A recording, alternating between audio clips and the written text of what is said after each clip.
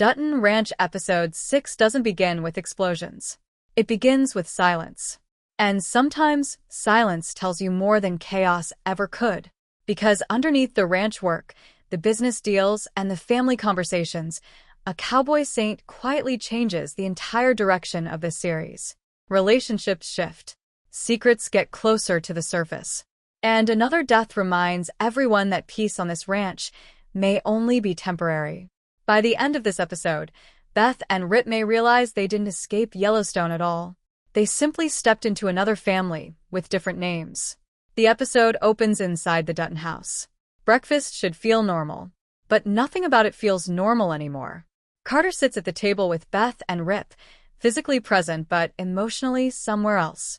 Ever since everything that's happened recently, Carter has become quieter, less reactive, less rebellious.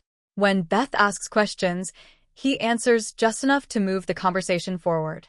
He explains that he'll be spending the day with Oreana and won't be back until later. Simple. Short. Controlled. Then he leaves. But what makes the scene interesting isn't what Carter says. It's what he doesn't. He's carrying something. And Beth notices. Rip notices. But neither pushes. Because both understand something difficult. People only open up when they're ready. While emotions remain unresolved at home, the ranch never stops moving. Rip shifts into work mode. 10 Petal has a fresh herd of Angus that needs branding. It's routine, necessary. But routine work on this show always becomes something bigger. Rip brings Zachariah and Azul to help. Everyone stays focused. They move carefully, watching for signs of sickness, checking horses, avoiding another foot and mouth disaster. There's an interesting detail here. The ranch isn't operating from confidence anymore. It's operating from memory.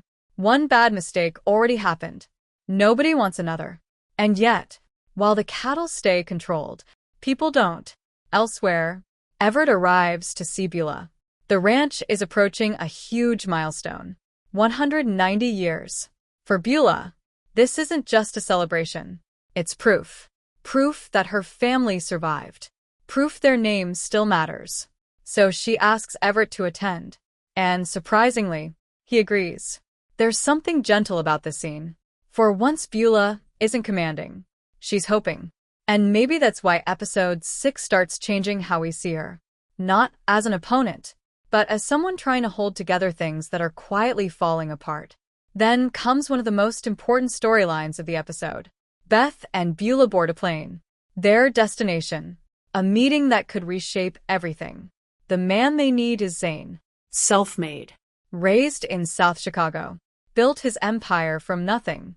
According to Beth, he's someone who notices what others miss. That line says more about Beth than Zane. Because Beth respects builders. People who create instead of inherit.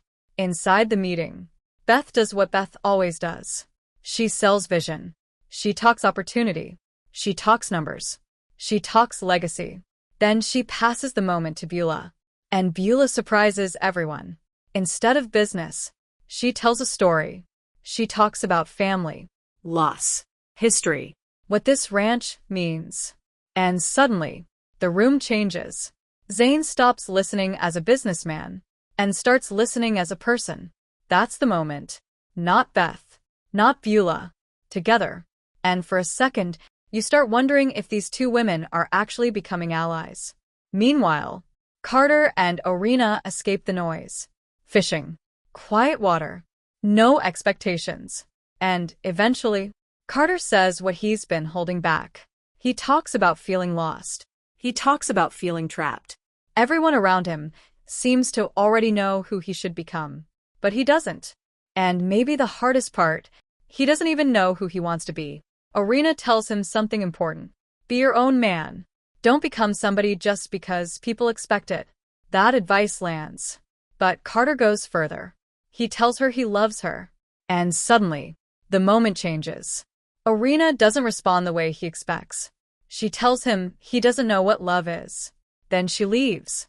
And Carter is left sitting with words he wasn't ready to hear. Back at the ranch, peace disappears. Rob Will returns. And once again, he brings destruction with him. He finds Chet, feeds his anger, calls him brother, pushes him, encourages him to stop being afraid. Together, they buy guns. Together, they convince themselves they're reclaiming what belongs to them. But revenge rarely looks like justice. It usually looks like desperation. Then everything explodes. Joaquin arrives, wanting to talk. But before he reaches safety, Chet appears, gun drawn. Tension rises. One mistake, one shot. Joaquin goes down, wounded. Then, before things go any further, Miguel shoots Chet. And just like that, another life ends. No speech, no redemption, just silence. Rip takes Joaquin away from everyone.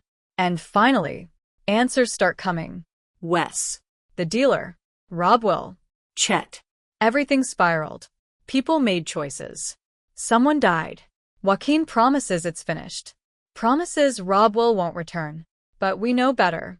This story isn't ending. It's beginning.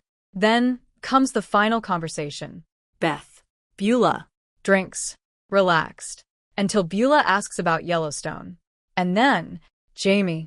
The room changes instantly. Beth's expression changes. Her guard goes up. Because she knows. She knows exactly what happened. And she realizes. Beulah may be asking more than she's saying. The conversation ends. But the tension doesn't. Episode 6 isn't about who died. It's about who changed. Carter changed. Beth changed. Beulah changed. And Rip may finally realize. The Jackson family isn't his enemy. Their secrets are. Episode 6 slows down the war. But it may be preparing something even more dangerous. And if Rob Will returns, everything being built right now could collapse overnight. What did you think of A Cowboy Saint? Is Dutton Ranch becoming better? Or drifting away from what made viewers excited in the first place? Comment your theory below. And subscribe, because episode 7 might change everything again.